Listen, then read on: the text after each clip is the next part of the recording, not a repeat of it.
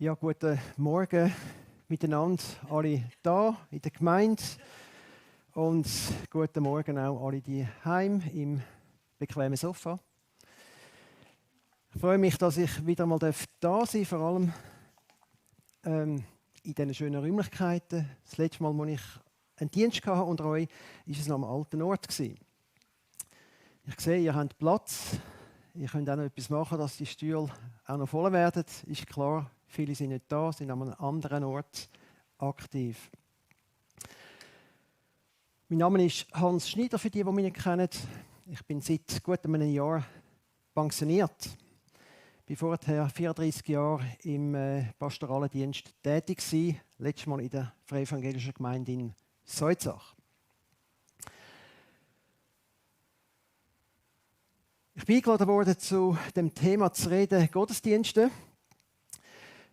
Feiern. Wie wir die feiern, die Gottesdienste? Wir feiern sie, oder wir wollen sie feiern im Sinn von Gott. Das ist das Thema, über das wir nachdenken. Jetzt hoffe ich, dass wir da haben wir es, die Folie. Ich möchte gerade einsteigen mit etwas Persönlichem. Aktuell bin ich dran, eine neue Gemeinde zu finden. Nicht, weil mir die alte Gemeinde verleidet wäre, sondern weil ich an einem neuen Ort ein neues Zuhause gefunden habe, zusammen mit meiner Frau. Jetzt, wie gehe ich in meiner Suche nach einer neuen Gemeinde vor? Ich habe gedacht, ich besuche einfach einmal alle Gottesdienste in den verschiedensten Gemeinden und Kirchen am Ort oder in der näheren Region, näheren Umgebung. Für welche Gemeinde soll ich mich entscheiden? Ich habe mich noch nicht entschieden. Aber in meiner Suche ist mir bewusst worden, dass ich mich kaum für eine bestimmte Gemeinde entscheiden kann, wenn mich ihre Gottesdienste nicht inspirieren. Wenn mich ihre Gottesdienste nicht berühren oder ansprechen.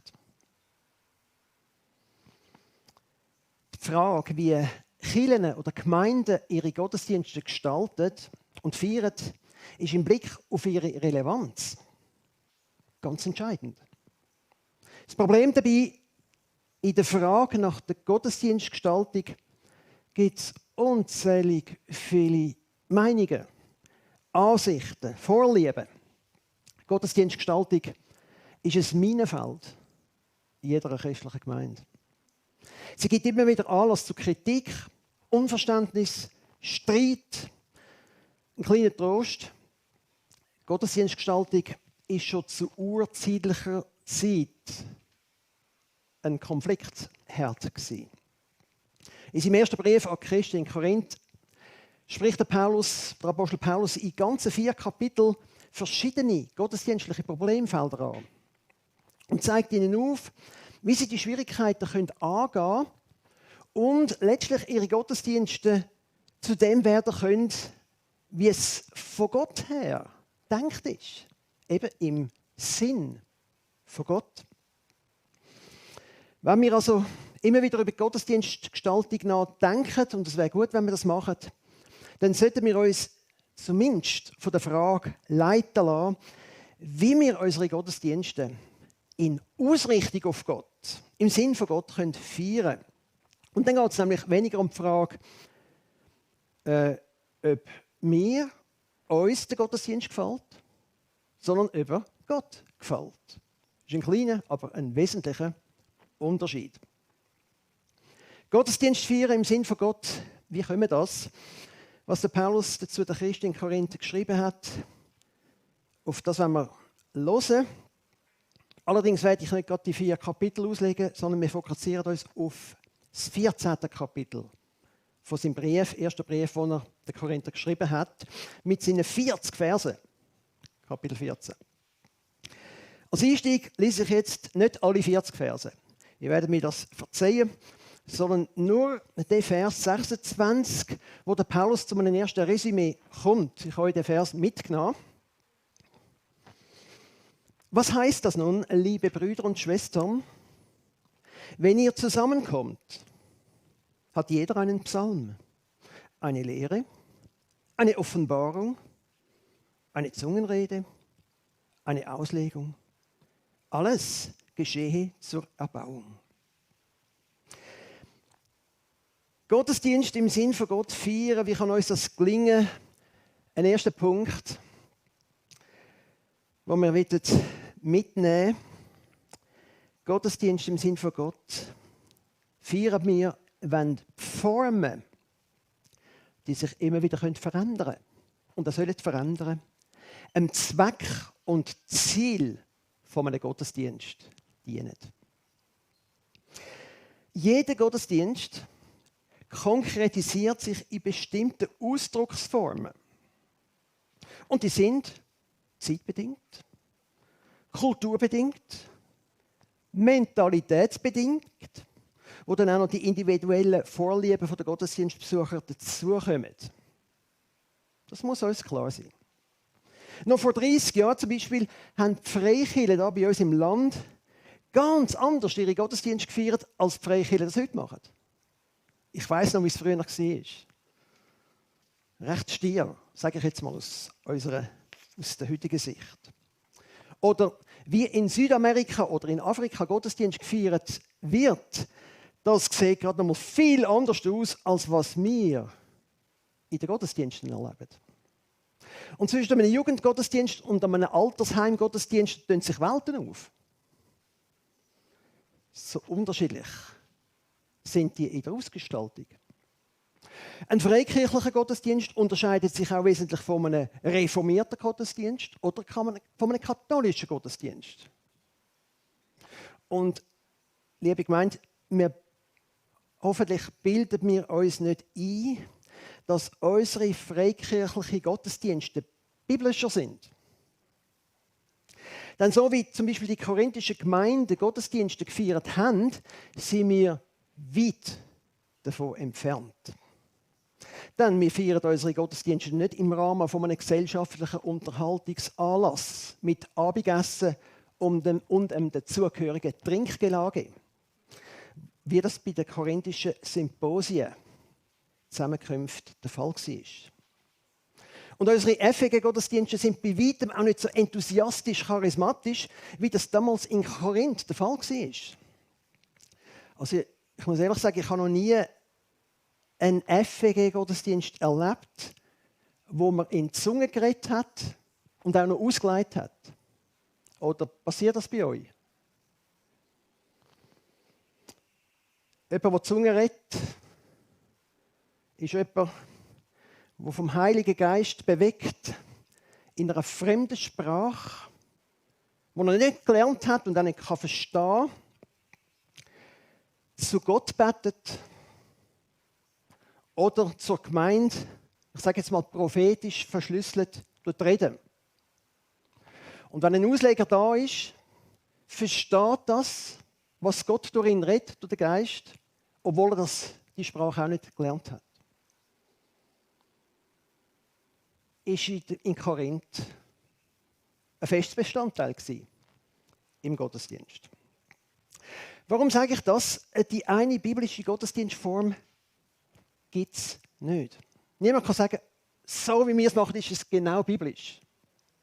Man findet bereits zur neutestamentlichen Zeit verschiedene Gottesdienstformen. So zum Beispiel der Gottesdienst, wo vor allem vom jüdischen Tempel- und Synagogengottesdienst geprägt war. Und in Korinth, wie ich das gesagt habe, prägt war durch die Symposien, wo man im geselligen Zusammensein mit Essen und Trinken die griechisch-römische Gastmahl- und Unterhaltungskultur gepflegt hat. Also, Gottesdienst im Sinn von Gott, das sind Formen, unterschiedlich, sie verändern sich. Entscheidend ist das nicht. Entscheidend ist, ob die Formen dem Zweck und dem Ziel von einem Gottesdienst dienen. Und jetzt müssen wir natürlich über den Zweck und das Ziel reden von einem Gottesdienst. Das ist eine schwierige Antwort, weil da können wir jetzt viel dazu sagen. In der Theologie geht es dort um die Frage nach der Ekklesiologie. Das ist die Lehre der Gemeinde, da können wir bücherweise lesen. wo die Frage uns beantwortet wird. Ich beschränke mich heute Morgen auf das 14. Kapitel, wie ich erwähnt habe, und nenne ganz kurz 4 Elemente, die mir meines Erachtens wesentlich sind, weil der Paulus sie im gesamten Kapitel gedanklich immer wieder umkreisen tut. Zweck und Ziel von einem Gottesdienst im Sinn von Gott, ganz kurz. Das Zusammenkommen, Begegnung und Gemeinschaft. Gottesdienst soll ein Ort von der Begegnung sein, wo Menschen zu einer Gemeinschaft zusammenkommen, wo sie einander sehen, wo sie einander hören, wo sie einander spüren, wo sie einander wahrnehmen und anfangen, einander zu dienen. Was in der Form von einem Livestream-Gottesdienst, sorry, ihr daheim, aber nur suboptimal möglich ist. Die Form, wenn es noch über das Virtuelle ist. Aber wenn diese Form nicht möglich ist, dann ist auch das, was suboptimal ist, vielleicht immer noch das Beste. Zweck und Ziel von einem Gottesdienst. Zweitens, es ist die gegenseitige Erbauung. Persönlich und als Gemeinde. Also das Zusammenkommen in einem Gottesdienst soll für alle und letztlich dann für die ganze Gemeinde aufbauend sein. Lebensentfaltend sein. Zueinander hin und zu Gott hin. In dieser Aufbauung geht es nämlich um ein Ganzwerden von etwas, das in meinem Leben und auch in meinem Glauben nicht ganz ist. Wo noch unfertig ist. Wir alle sind nicht fertig. Ich habe fast gesagt, wir alle sind nicht ganz dicht. Im Gottesdienst wird ergänzt und wird vollendet. Oder es wird an der Vollendung geschaffen, dass das, was noch nicht ist, darf werden in meinem Leben und als ganze Gemeinde. Also ein Gottesdienst im Sinn von Gott schafft dem Einzelnen wie auch als ganze Gemeinschaft einen unwahrscheinlichen Mehrwert im Leben. Ich kann schlicht sagen, jemand, der nicht dabei ist, der verarmt. Zweck und Ziel von einem Gottesdienst. Drittens, das Hören auf Gottes Reden. Im gesamten Gottesdienst soll es letztlich darum gehen, dass Gott zu Wort kommt. Dass er das kann. Und dabei wir sein Reden hören, vernehmen, aufnehmen, verstehen und auch einander weitergeben. Und viertens, Zweck und Ziel von einem Gottesdienst im Sinn von Gott, das ist die Hingabe. Die Hingabe an den lebendigen Gott, der sich ausdrückt letztlich in Lobpreis und Anbetung. Und dann beten wir Gott nicht an, weil es einfach coole Musik ist oder weil wir in Stimmung sind, sondern weil Gott als der Lebendige, als der Gegenwärtige in der Mitte überführend wirken tut. Man begegnet Gott. Und wenn du Gott begegnest, dann wirst du nachher nicht mehr ganz gleich auf dich fokussiert weiterleben. Dann wird Gott bedeutungsvoll in deinem Leben. Zweck und Ziel, dem soll der Gottesdienst dienen. Ein zweiter Grundsatz, Gottesdienst im Sinn von Gott feiern, tun wir, wenn die Vielfalt an Beiträgen sich unter eine ordnende geistliche Leitung stellen tut. Ein Gottesdienst im Sinn von Gott ist also nicht wirklich eine Ein-Mann-Show. Gibt es auch Gottesdienste, wo oft einer die Show zieht, von Anfang bis zum Schluss, ist nicht im Sinn von Gott. Gottesdienst im Sinn von Gott ist ein Geschehen, wo sich Gott vielfältig, das ist der Weg von Gott, wo Gott sich vielfältig durch verschiedene Beiträge offenbaren möchte. Damit aber das nicht zu einem wilden Durcheinander entartet, braucht es eine ordnende Leitung, die der Heilige Geist übernehmen tut oder möchte übernehmen. In den korinthischen Gottesdiensten hat es an so einer Leitung ein bisschen gemangelt, sodass bestimmte Beiträge ein Übergewicht bekommen haben und die einen immer wieder geredet haben und immer wieder die gleichen und oft gerade miteinander. Durcheinander. Also spätestens, wenn sie gerade 3, 4 miteinander reden, dann checkst du es nicht mehr. Während andere mit ihrem Beitrag keinen Raum mehr hatten. Die sind draussen gewesen. In dieser Situation schrieb der Paulus, wenn nun jemand in Zungen redet, das ist jetzt bei uns nicht der Fall offenbar, aber andere Beiträge, dass man es auch so versteht. Wenn nun jemand in Zungen redet, so sei es zu zweien oder höchstens zu dritt und nacheinander. Und einer lege aus. Von den Propheten aber sollen 2 oder 3 reden und die anderen sollen urteilen. Und die Geister der Propheten sind den Propheten untertan, denn Gott ist nicht ein Gott der Unordnung, sondern des Friedens. Also im Gottesdienst soll es Ordnung geben. Und das Ganze muss dem Frieden dienen. Also es kann nicht sein, dass wir einen Gottesdienst erleben und nachher völlig im Unfrieden wieder heimgehen. Dann haben wir etwas falsch gemacht. Ein Gottesdienst im Sinn von Gott braucht geistliche Leitung. Das heißt, es Leiten, wo unter der Führung vom Heiligen Geist stattfindet und wirksam wird. Erstens in einem rücksichtsvollen Hören aufeinander. In einem rücksichtsvollen Hören aufeinander. Wenn aber ein anderer, der da sitzt, eine Offenbarung empfängt, soll der Erste schweigen. Ihr könnt doch alle, einer nach dem anderen, prophetisch reden, damit alle etwas lernen und alle Zuspruch erfahren. Also die gottesdienstlichen Anweisungen von Paulus lassen sich letztlich nur umsetzen, wenn man eben rücksichtsvoll aufeinander hören. Im Vorfeld von einem Gottesdienst, in den Vorbereitungen, wo man miteinander absprechen. Das ist ganz wichtig. Gottesdienst fängt vorher schon an. Der Heilige Geist fängt vorher schon an wirken, indem er aufeinander hört, miteinander abspricht. Was kommt? Wer bringt es? Wie lange soll das sein?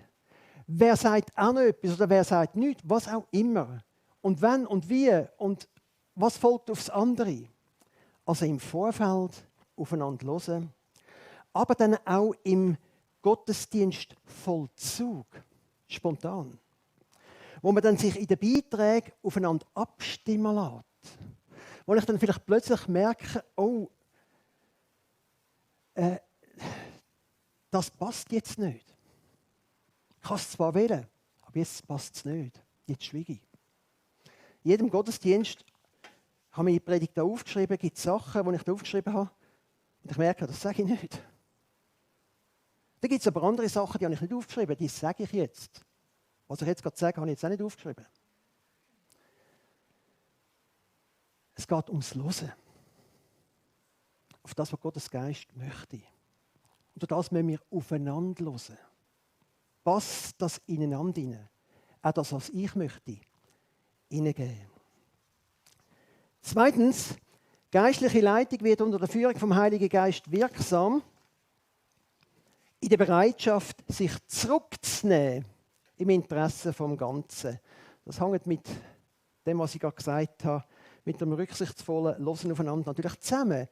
Das heißt in Vers 28, wenn aber kein Ausleger da ist, so schweige er in der Gemeinde und rede für sich und für Gott. Also unter der Führung vom Heiligen Geist kann es einmal heißen, schweigen. Nicht immer reden, schweigen. Wo ich mich zurücknehmen muss, wo ich meinen Beitrag vielleicht streichen muss. Ein Beitrag, den ich vielleicht in einem grossen Zeitaufwand vorbereitet habe. Im Interesse von der Gesamtausrichtung und Ziel von einem Gottesdienst. Das kann vielleicht für das Lobpreisteam heissen, hey, jetzt haben wir 2 Lieder. Können wir jetzt nicht mehr singen, weil es einfach den Rahmen gesprengt hat, weil allem das reingekommen ist. Und jetzt müssen wir die draussen lassen. Wir haben doch geübt. Ja, im Interesse vom Ganzen. Sich zurücknehmen. Schön, dass du vorbereitet hast, Gott wird dich segnen, aber jetzt passt es einfach nicht mehr. Wenn der Gottesdienst von der Zeit her den Rahmen sprengt oder was auch immer. Es geht darum, dass wir nicht das durchboxen, was wir uns vorgenommen haben. Es geht ums Schweigen. Liebe Gemeinde, ob unseren Gottesdienst erbaut, dafür steht letztlich jeder für sich persönlich vor Gott in der Verantwortung.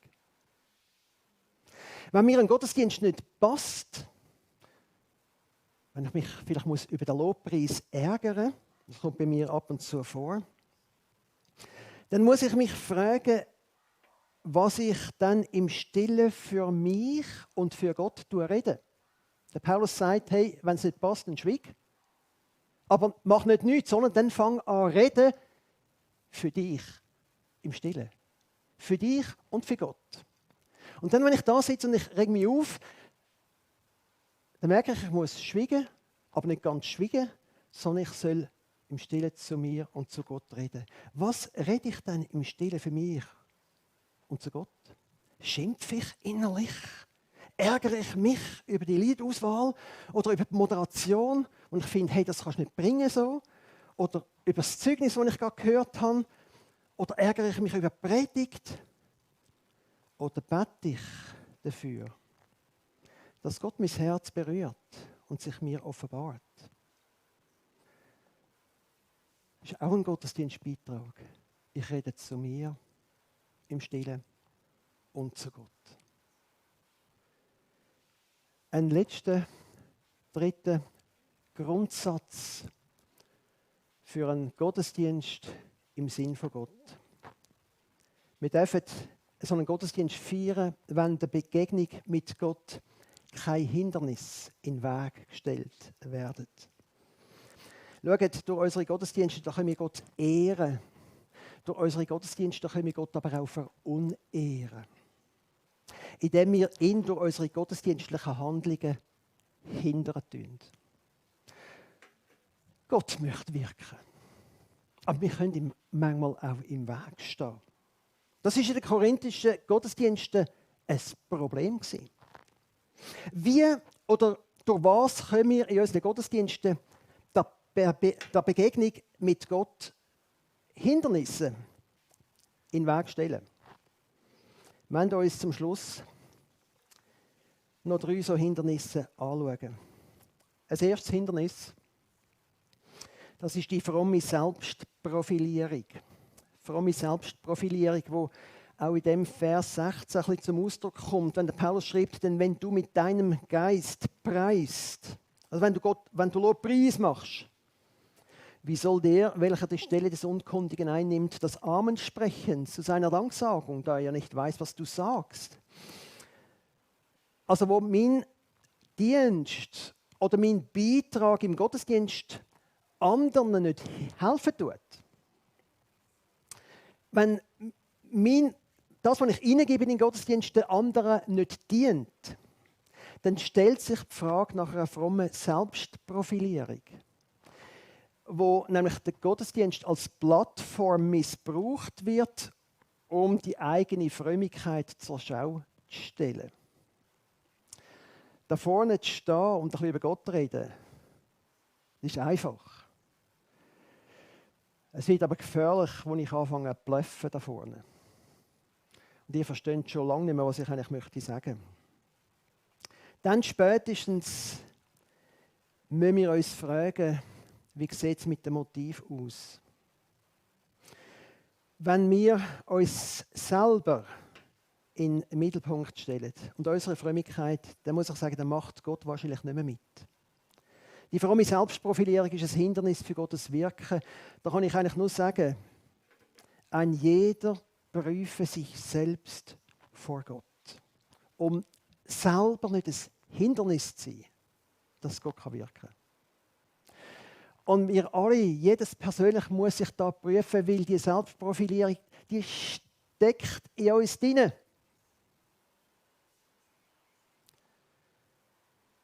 Ein zweites Hindernis in der Begegnung mit Gott. Ich nenne das die fromm kaschierte Lieblosigkeit, die nicht um Verständlichkeit bemüht ist. Wenn ihr durch die Sprache nicht eine verständliche Rede gebt, wie soll man erkennen, was geredet wird? Denn ihr werdet in den Wind reden. Also Gottesdienst kann eine Veranstaltung sein, wo vieles in den Wind geredet wird. Keine Bedeutung hat. Unverständlich ist. Wo es nicht mehr im Sinn von Gott zu und her geht. Ein Gottesdienst ist ein kommunikatives Geschehen von geistlichen Wahrheiten, die aber nur verstanden werden und aufgenommen werden, wenn sie erklärt werden. Und wenn sie verständlich gemacht werden. Und ihr Lieben, da müssen wir immer wieder darum bemüht sein. Wenn wir da nachlösen, dann fangen wir an, heisse Luft zu produzieren. Kommunizieren heisst nicht nur reden, sondern es so reden, dass der andere das wirklich auch verstehen kann.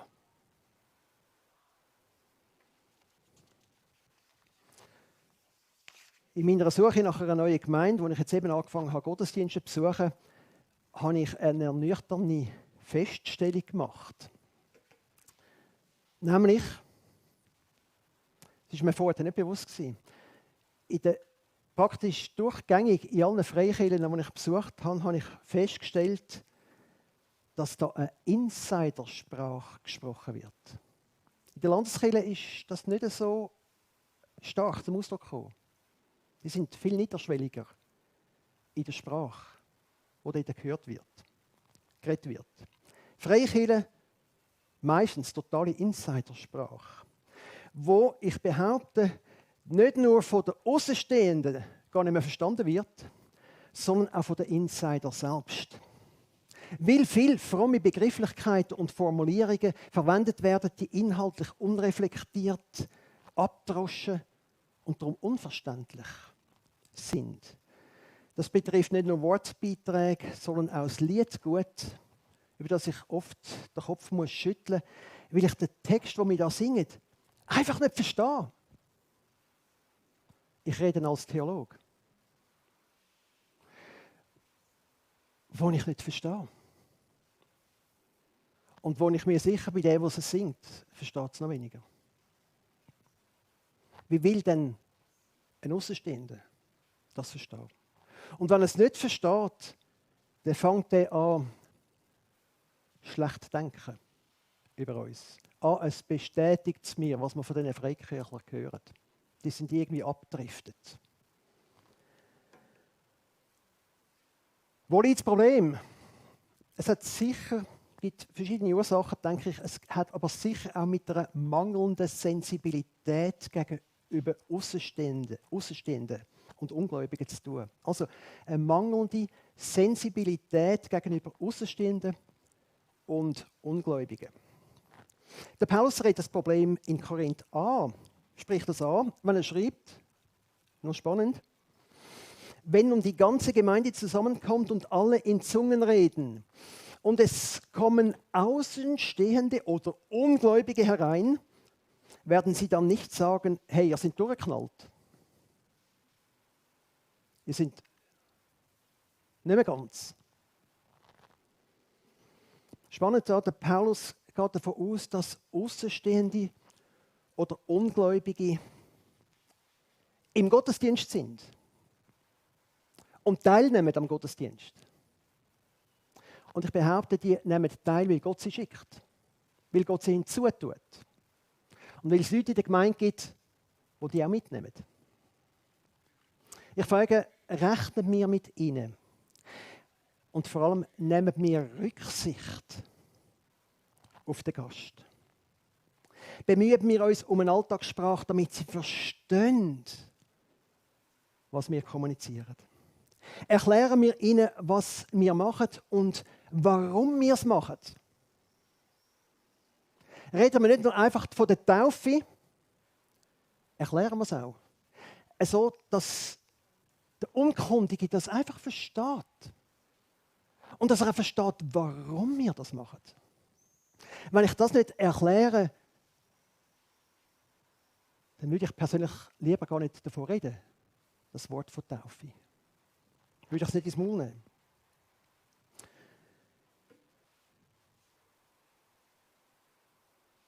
Mangelnde Sensibilität gegenüber Außenstehenden und Ungläubigen hindert die Begegnung mit Gott. Ich habe mir persönlich überlegt, wie wir sensibler werden können an diesem Punkt. Und ich habe gedacht, vielleicht hilft einfach mal die Frage. So wie wir jetzt Gottesdienst feiern, so wie wir die Moderation machen, die Lieder, die wir jetzt singen, kann sich da meine Großmutter oder mein Großvater oder meine Eltern, die dem Glauben gegenüber vielleicht noch ein bisschen offen sind und sie würden vielleicht sogar kommen, wenn sie jetzt da würden sein, wie würde es ihnen damit ergehen?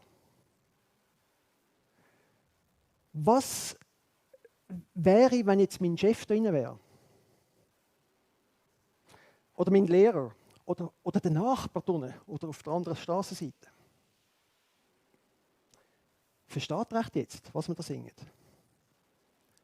Was geht bei ihm vor? Dass wir anfangen, einmal aus dieser Perspektive her mal so ein bisschen den Gottesdienst zu reflektieren, wie wir ihn feiern. Wir müssen ihn so feiern, dass der Außenstehende, der Ungläubige, da innen sitzen kann und es verstehen kann. Ein letzter Punkt. Ein abschließender letzter Punkt gehört zu einem Hindernis in der Begegnung mit Gott in einem Gottesdienst. Es ist die Missachtung der sozialen Normen. Ich habe euch einen ganz heißen Vers mitgebracht, wo zu dieser Missachtung der sozialen Normen ich da noch möchte lesen. Bekannter Vers 34, alles Kapitel 14. In den Gemeindeversammlungen sollen die Frauen schweigen, denn es ist ihnen nicht erlaubt zu reden. Sie sollen sich vielmehr unterordnen, wie auch das Gesetz es sagt. Wenn sie aber etwas lernen wollen, sollen sie zu Hause ihre Männer fragen. Denn für eine Frau ist es eine Schande, in der Gemeindeversammlung zu reden.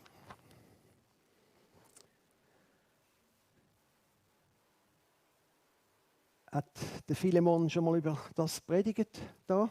Ist für euch das alles klar?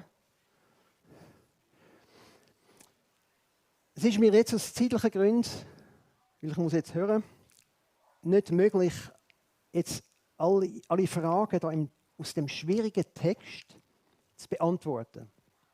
Also verzeiht mir, dass ich jetzt auch nicht eine Exegese mache an dieser Stelle. Das ist auch nicht das Thema. Aber ich möchte aufgrund von diesen Versen da, schwierigen Versen, auf einen entscheidenden Punkt hinweisen. Ich möchte das auch mitgeben, um wieder darüber nachzudenken. Wenn der Paulus feststellt, dass es eine Schande ist für eine Gemeinde, wenn sie im Gottesdienst redet, dann müssen wir an Paulus eine Antwort geben. Meine Antwort ist die, und ich denke, da könnt ihr mit mir reden. Sorry, Paulus, bei uns heute, wenn wir Gottesdienst feiern, dann ist es überhaupt keine Schande, wenn eine Frau redet. Oder täusche ich mich da? Ist das für euch eine Schande, wenn eine Frau im Gottesdienst redet? Kopfschütteln, also ist keine Schande. Also, Paulus, wir anerkennen das, was du da sagst. Wir sind ja bibeltreu. Bei dir damals im Gottesdienst ist es eine Schande gewesen, wenn eine Frau im Gottesdienst geredet hat. Paulus, bei uns heute ist es keine Schande, Ist keine Schande. An Paulus seine Anordnungen da bleiben für uns unverständlich, wenn wir den gemeindlichen, den kulturellen Kontext außer Acht lassen und die damalige Sozialordnung mit ihren Normen und gesellschaftlich anerkannten Verhaltensregeln nicht berücksichtigen. Nämlich, wo die Frauen als unmündig gegolten haben, kaum Recht hatten und größtenteils ungebildet sind. Berücksichtigung von der damaligen Sozialordnung weist uns im korinthischen Gottesdienst auf eine Missachtung von der sozialen Normen hin. Das ist der Punkt. Was heute ein Missachten von sozialen Normen ist, durch die Gefühle von Menschen, denen wir eigentlich Gottes Wort möchten nahebringen, verletzt werden können. Das ist nicht immer so klar. Wir brauchen dafür eine geistgewirkte Sensibilität, die bereit ist, alles allen zu werden und allen alles zu tun, um Menschen zu gewinnen. Lebensmotto vom Apostel Paulus. Der unter dem Gesetz ist, ist einer wie einer unter dem Gesetz. Der ohne Gesetz ist, wie einer ohne Gesetz. Ich versuche, mich so aufs Gegenüber einzustellen, damit ich gewinnen kann.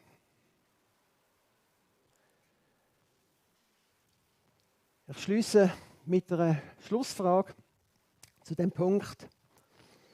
Könnte es sein, dass wir soziale Normen missachten und Menschen vor den Kopf stoßen, wenn bildete Frauen, die nach dem Gesetz gleichberechtigt sind und die sich in unserer Gesellschaft schon längst in höchsten Führungsverantwortungen bewährt haben. Wenn wir solche Frauen klar machen, in unseren Gottesdiensten haben die dann nichts zu sagen. Und dass es gerade noch klar ist, bestimmte Dienste wie Leitung und Verkündigung dürfen die nicht wahrnehmen. Könnte es sein, dass es ein Missachten ist von sozialen Normen, die heute gesellschaftlich akzeptiert ist. Nicht nur akzeptiert. Wenn wir es nicht mehr machen würden, dann wäre das ein Skandal in unserer Gesellschaft. Die Frage, können wir dann Menschen gewinnen für Gott? Ich fasse zusammen. Gottesdienst feiern im Sinn von Gott dürfen wir, wenn wir uns klar werden, dass die Formen sich verändern können.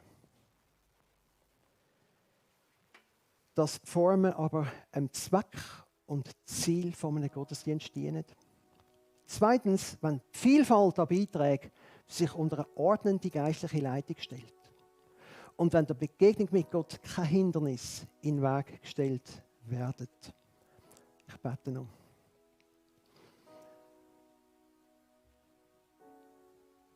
Wir danken dir, Vater im Himmel, für den Gottesdienst. Ist einer mehr unter vielen. Jede Woche feiern wir Gottesdienste. Und es ist gut, wenn wir einmal darüber nachdenken, was wir da eigentlich machen. Und ich danke dir, dass wir dieses Wort haben, das uns Orientierung gibt und uns wieder daran erinnert, du bist der, der uns zusammenbringt.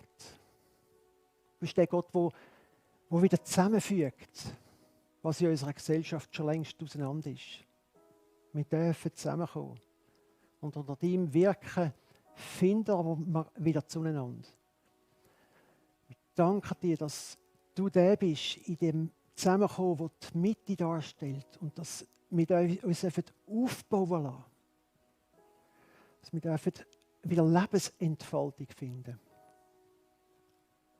Ich danke dir, dass du uns begegnen willst und in unserem Leben wieder ordnen willst. Dass du der Mittelpunkt kannst sein. du, was Leben bist. Hilf uns, dass wir dich wirken lassen. Hilf uns, dass wir uns brauchen lassen, dass es im Gottesdienst passieren darf, dass wir dir begegnen, neu ausgerichtet werden, auf die Knie gehen und dich anbeten. Hilf uns, sensibel zu werden, um Menschen einzuladen, Menschen können für dich gewinnen. Amen.